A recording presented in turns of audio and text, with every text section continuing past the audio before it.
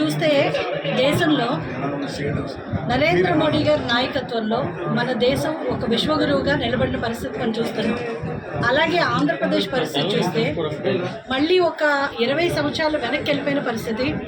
సంక్షేమం పేరుతో ప్రజల్ని మోసం చేసుకుంటూ అభివృద్ధి శూన్యంగా ఉంటూ ఈరోజు ప్రజలందరినీ అన్ని వర్గాల ప్రజల వారిని మోసం చేస్తూ తన పబ్బం గడుపుకున్న ఒక సైకోపాత్ అంటే మన జగన్ని మనం చూస్తున్నాం. ఈరోజు ముఖ్యమంత్రి గారు జనాలందరినీ కష్టపెట్టి బాధపెట్టి ప్రజలందరూ ఇబ్బంది పడుతుంటే చూసి ఆనందించే పరిస్థితి ఈరోజు మనం చూస్తున్నాం రాష్ట్రంలో.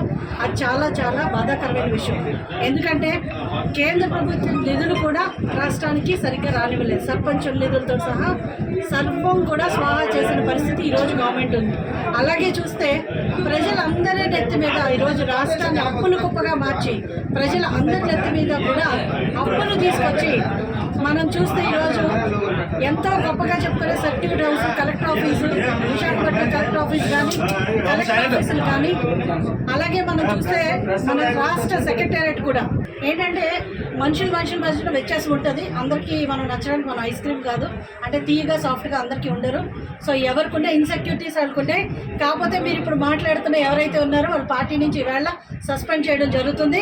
వాళ్ళ మీద చర్యలు తీసుకుంటుంది పార్టీ. ఎందుకంటే పార్టీ చాలా మంచిగా చెప్పింది మీరు ఇలా అపోజ్ చేయడం తప్పు, లీగాలిటీ తప్పు.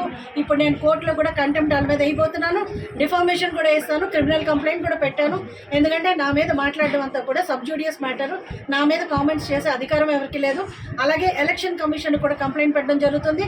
క్రిమినల్ చర్యలు చేపడతాం. అలాగే పార్టీ కూడా వాళ్ళని సస్పెండ్ చేస్తాం, సర్క్యులేట్ చేస్తాం. ఇక ప్రభుత్వం మనం చూస్తున్నాము అన్ని వర్గాల ప్రజల్ని మోసం చేసి పబ్బం గడుకుంటూ రాష్ట్రాన్ని 20 ఏళ్ళు వెనక్కి నెట్టే పరిస్థితి మనం చూసాము.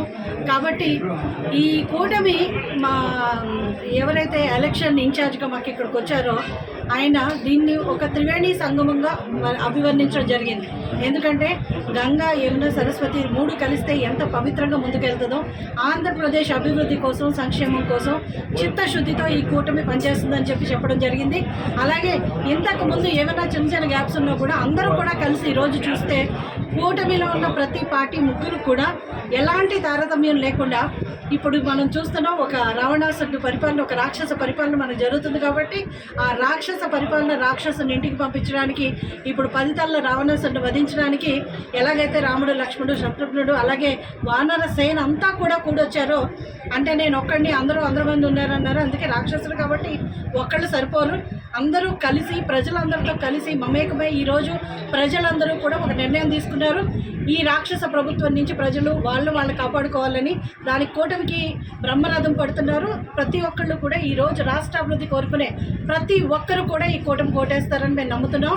ఇదే స్ఫూర్తితో ఇంకా రానున్న 40 రోజుల్లో కూడా ప్రజల్లోకి ప్రభుత్వ వైఫల్యాలు కానీ మేమేం చేయబోతున్నాం అన్న మా ఉమ్మడి మేనిఫెస్టోని కానీ ప్రజల్లోకి తీసుకెళ్ళడం జరుగుతుంది.